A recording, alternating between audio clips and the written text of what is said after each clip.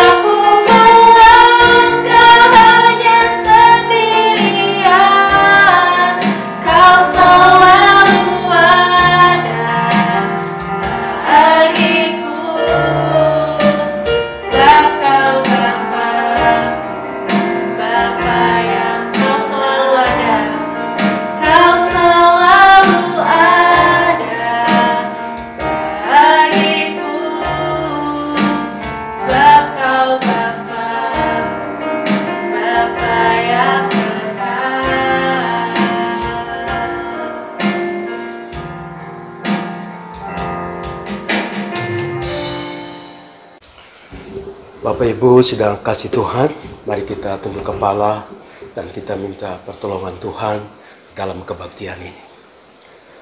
Tuhan, kami rindu untuk menyembah, kami rindu untuk meninggikan akan nama Tuhan. Hadirlah bersama-sama di dalam ibadah kami ini, baik melalui puji-pujian, melalui doa-doa dan kesaksian-kesaksian, dan teristimewa bagi firman Tuhan. Kiranya kebaktian pada minggu pagi ini jadi dalam nama Allah Bapa, Allah Putra, dan Allah Roh Kudus. Amin.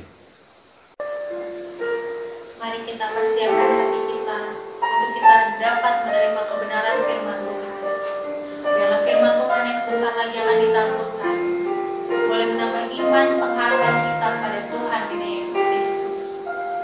Biarlah masalah apapun yang kita hadapi saat ini, saat kita tidak melihat jalan Tuhan, kita tetap memegang janji Tuhan dan pengharapan kita hanya tertuju kepada Yesus Kristus.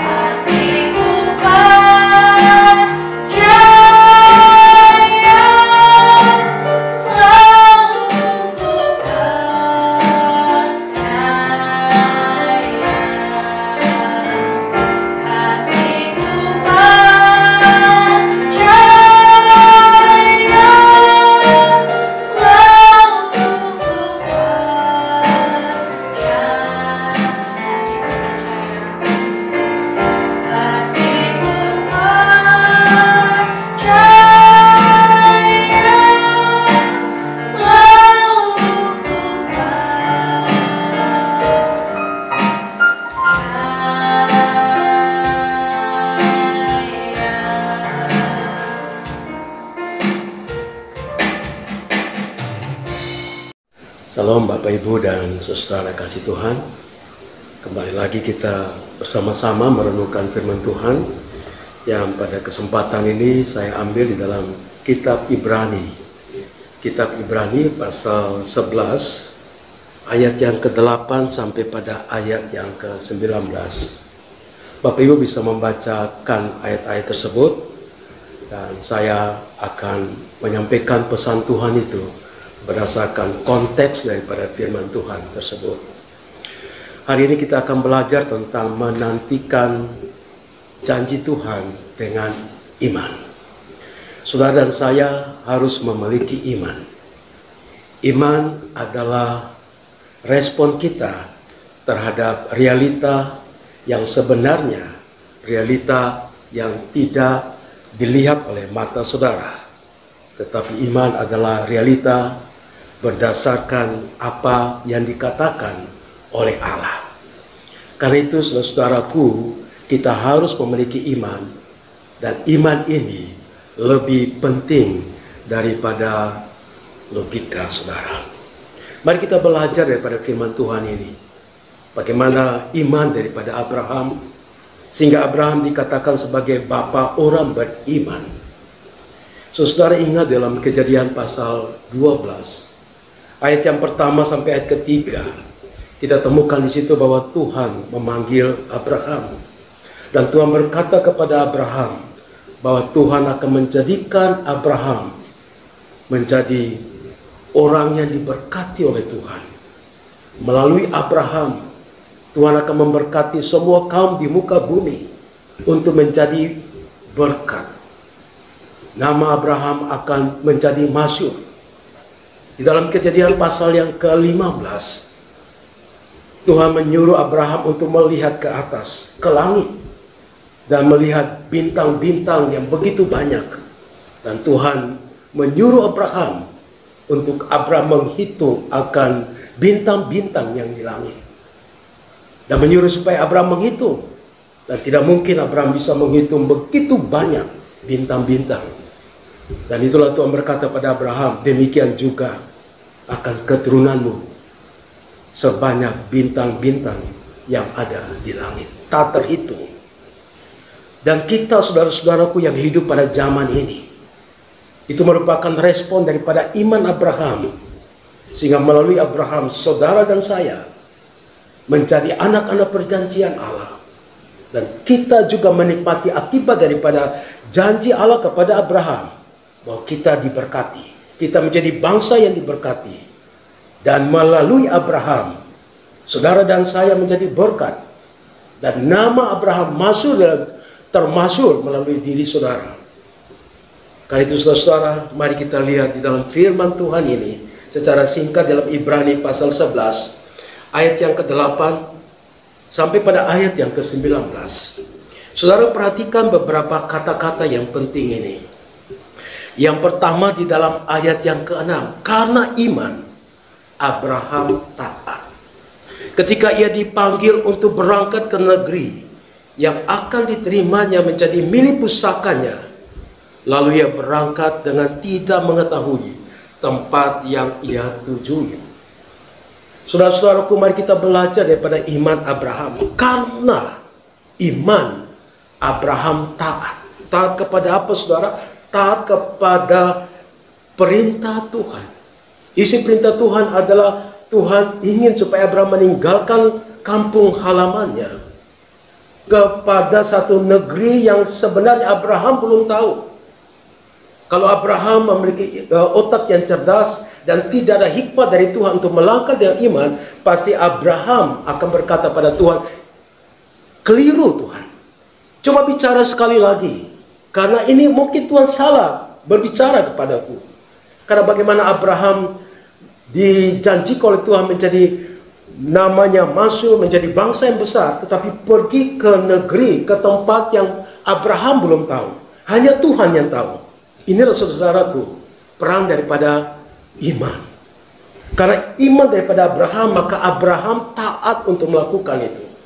Ada apa di belakang Abraham? Ada kekayaannya, ada bapak, ibunya, ada orang-orang yang dikasihinya. Tetapi oleh karena perintah Tuhan, maka hal yang dikasihinya, kekayaan yang dimilikinya, dia berani ambil tindakan untuk meninggalkannya dan pergi kepada Tuhan. Apa yang Tuhan perintahkan? Kita belajar di sini, saudara-saudaraku, iman. Iman bukan karena kita melihat baru kita percaya, tapi iman adalah percaya kepada apa yang Allah katakan. Sama seperti Abraham, Allah katakan pergi, maka Abraham pergi. Itulah iman. Iman bukan berarti Abraham melihat bahwa sudah ada negara atau bangsa yang akan Tuhan tunjukkan kepada dia adalah mungkin negara Filistin. Tidak, saudaraku. Tapi Abraham taat. Itu yang pertama. Dan yang kedua, saudara-saudaraku, kita belajar daripada ayat yang ke-9. Karena iman, ia diam di tanah yang dijanjikan itu, seolah-olah di suatu tanah asing, dan di situ ia tinggal di kemah. Dan Ishak dan Yakub yang turut menjadi ahli waris janji yang satu itu. Saudara perhatikan kata-kata di sini. Ayat yang ke-8 katakan karena iman Abraham taat. Ayat yang ke-9 berkata karena iman ia diam. Saudara-saudara, pada waktu dia meninggalkan Ur-Kasdim, tempat kediaman dia yang penuh dengan kekayaan dan semua kenikmatan duniawi yang ada di sana, dia pergi dan taat kepada perintah Tuhan, dan dia mulai mengadakan satu pengembaraan, pergi ke daerah satu dan kemudian menuju ke daerah satu, dan dia bisa berdiam di daerah itu. Dan kita tahu bahwa perjalanan Abraham memakan waktu yang cukup panjang. Tapi pada waktu dia berada di satu daerah, dia menikmati semua fasilitas dalam daerah itu. Apa yang dilakukan oleh Abraham? Abraham selalu mendirikan mezbah Tuhan pada waktu ada di tempat-tempat persinggahan.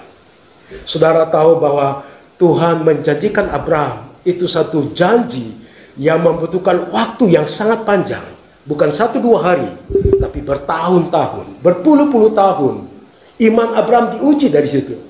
Pada waktu Abraham sudah mendapatkan satu tanah dan mendirikan kemah, dan keluarga yang sudah menikmati dengan daerah yang begitu nyaman, begitu indah. Tapi Abraham tidak menggunakan daerah itu sebagai hak milik daripada Abraham. Tetapi Abraham masih menunggu petunjuk Tuhan. Dia mendirikan mezbah dan dia adakan persembahan, puji-pujian dinaikkan pada Tuhan, dan minta petunjuk kepada Tuhan. Walaupun mungkin dia sudah nyaman di daerah itu, tetapi itu bukan tempat yang Tuhan berikan kepada Abraham. Ada tempat lain. Dan dia meninggalkan tempat itu walaupun tempat sudah nyaman. Dia pindah lagi ke tempat yang lain. Dan hal seperti itu dilakukan oleh Abraham berulang-ulang kali. Sampai kepada keturunannya memiliki tanah yang dijanjikan Allah, yaitu tanah Kanaan. Saudara-saudaraku yang kekasih dalam Tuhan Yesus, kadang-kadang kita berada di suatu tempat yang nyaman, dan kita berpikir inilah kehendak Tuhan bagiku. Saya pikir belum tentu, saudara-saudaraku. Saudara harus minta petunjuk daripada Tuhan. Apakah ini adalah hadiah daripada Tuhan sebagai bukti penantian iman saudara? Saudara minta kepada Tuhan, petunjuk Tuhan dengan mendirikan mezbah, hubungan dengan Tuhan. Saudara minta hikmah daripada Tuhan supaya saudara tahu bahwa segala sesuatu yang saudara dapati dalam kehidupan saudara, apakah itu Allah beri ataukah itu adalah usaha kekuatan saudara.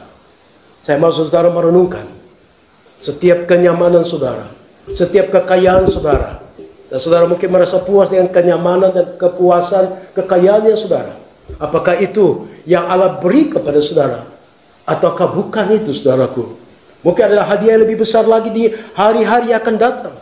Karena itu jangan terjebak dengan mencintai semua kenyamanan dan kekayaan yang saudara sudah miliki hari ini. Seperti Abraham juga menyadari bahwa dia adalah musafir. Dia adalah orang asing. Dia bukan pemilik daripada daerah itu. Walaupun dia sudah menaklukkan daerah itu, tetapi dia tahu bahwa dia tidak memiliki hak atas daerah itu.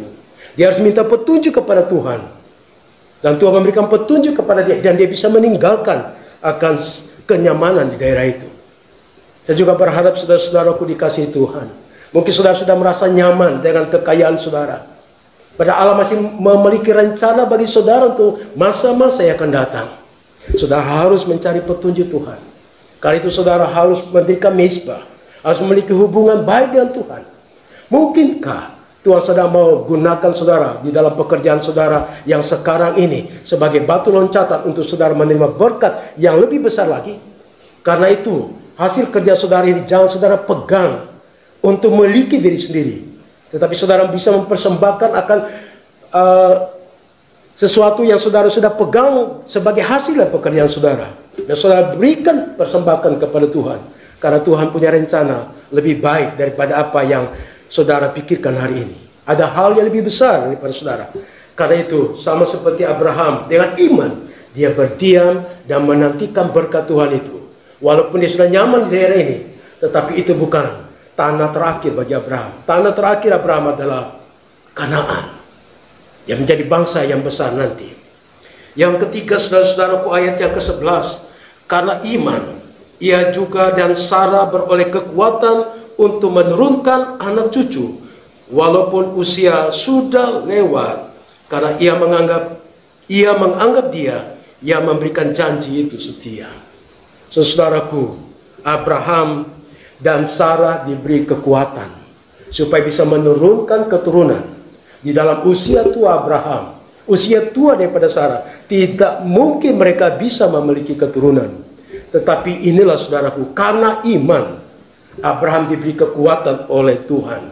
Sehingga di mana usia tua menjadi penghalang mereka untuk mendapatkan keturunan sebagai ahli waris daripada Abraham dan Sarah.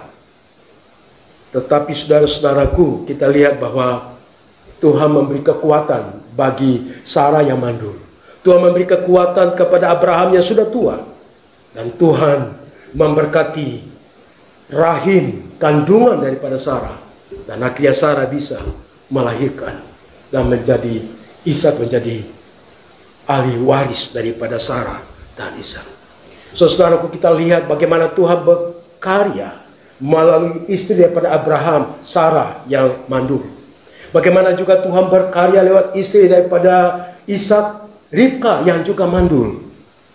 Dan juga bagaimana Tuhan berkarya lewat Rahel, istri daripada Yakub, juga mandul, saudara. Bagaimana Tuhan bisa menjadikan Abraham menjadi bangsa yang besar, namanya masyhur. Dan melalui bangsa itu banyak bangsa di muka bumi ini bisa terberkati, saudara. Bagaimana dari perempuan yang mandul bisa melahirkan anak. Itulah saudara-saudara, kita tidak bisa mengerti rencana dan kehendak Allah. Allah bisa membuka rahim yang mandul itu dan memberikan keturunan. Karena janji Allah itu harus terjadi. Bukan berdasarkan keinginan saudara sebagai manusia, tetapi itulah kedaulatan Allah. Allah berfirman, dia tidak pernah menarik kembali firman-Nya. Firman-Nya ia bertanggung jawab. Kalau dia berkata bahwa Abraham dan Sarah akan memiliki keturunan dan keturunannya akan memberkati banyak bangsa, itu akan terjadi walaupun ada hambatan mandul. Tuhan berdaulat penuh terhadap hidup saudara. Saudara juga harus percaya bahwa Tuhan bisa memberi kekuatan kepada saudara untuk mengatasi problem-problem yang berat dalam hidup saudara. Tuhan bisa bekerja secara luar biasa tanpa dengan apa yang saudara bayangkan dan saudara pikirkan. Asalkan saudara beriman. Saudara beriman bahwa Tuhan akan memberi kekuatan untuk saudara menjalani kehidupan yang sulit pada zaman ini. Saudara juga beriman bahwa Tuhan bisa melakukan sesuatu yang tidak mungkin menjadi mungkin dalam hidup saudara. Untuk prestasi saudara, untuk rumah tangga saudara, dan juga untuk keturunan saudara. Tidak ada yang mustahil bagi Tuhan. Tuhan memberikan kekuatan kepada kita yang tidak memiliki kekuatan untuk menghasilkan sesuatu yang bersifat mujizat, tetapi Allah mampu.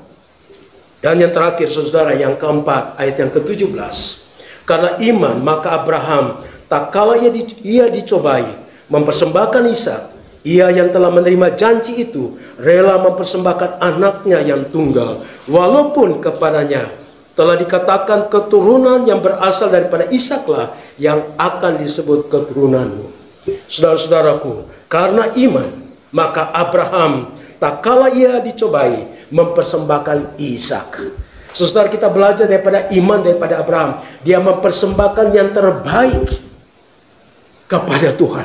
Dia tidak pernah menghitung-hitung pada waktu dia mau memberi kepada Tuhan. Apa yang dipunyai, dia mau persembahkan penuh kepada Tuhan.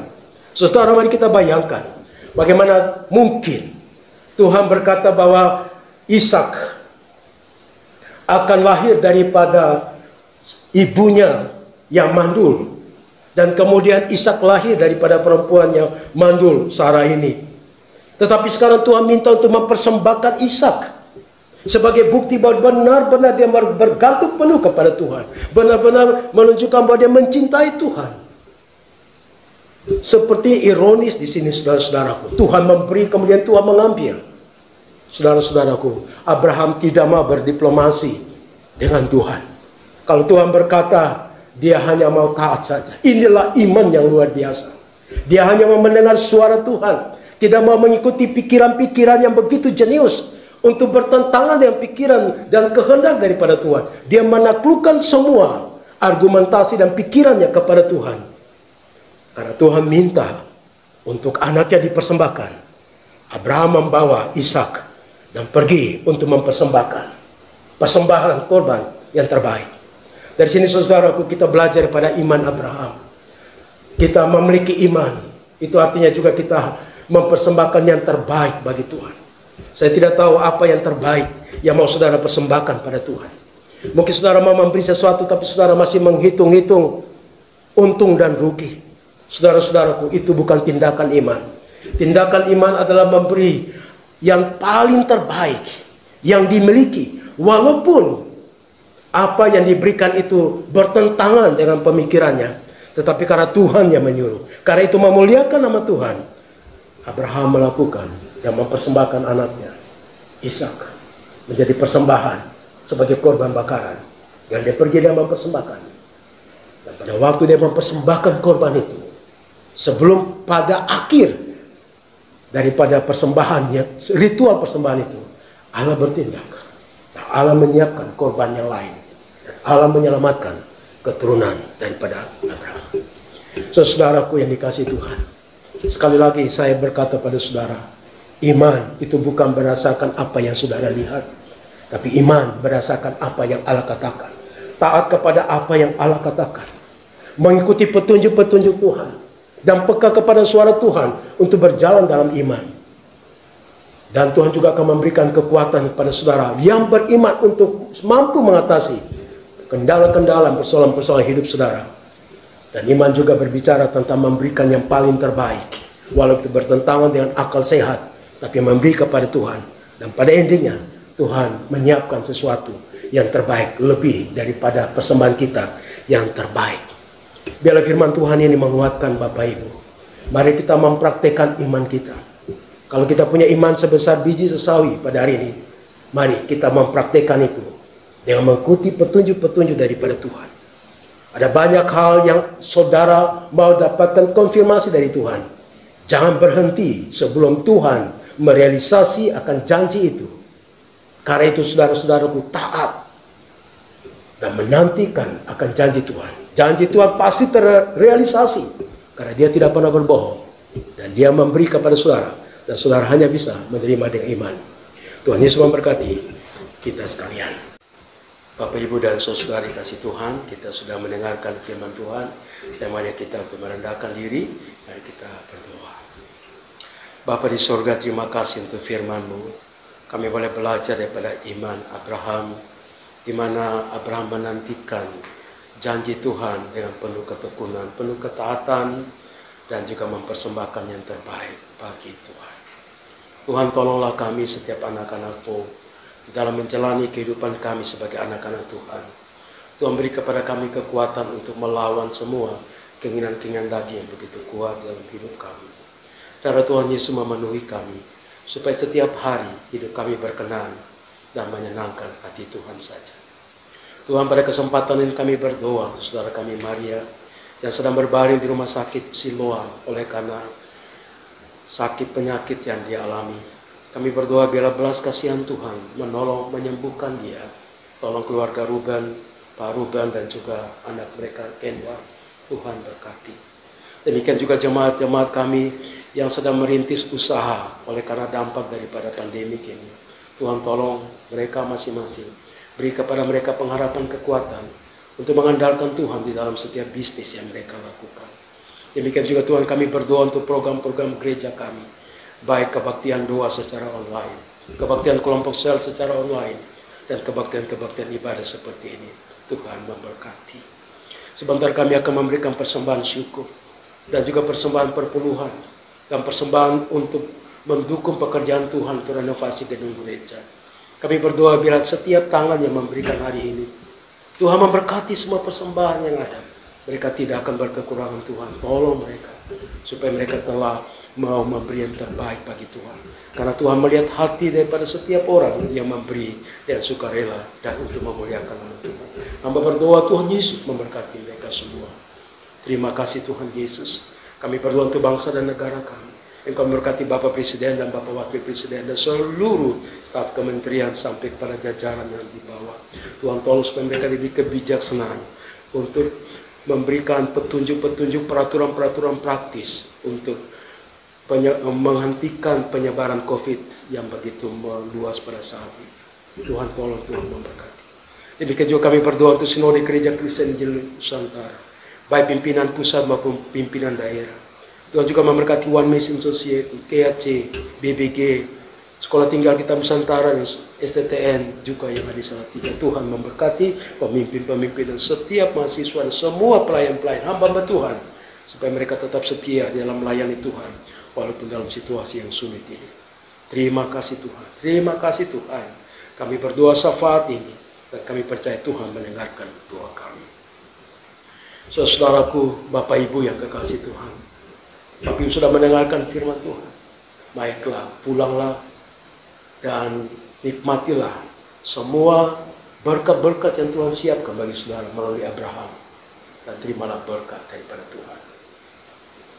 Kiranya kasih karunia dari Allah Bapa, damai sejahtera dalam Tuhan kami Yesus Kristus, kekuatan serta penghiburan daripada Roh Kudus, kiranya menyertai dan memberkati saudara-saudara sekalian, mulai saat ini sampai selama-lamanya. Amin. Amin. Amin. Amin.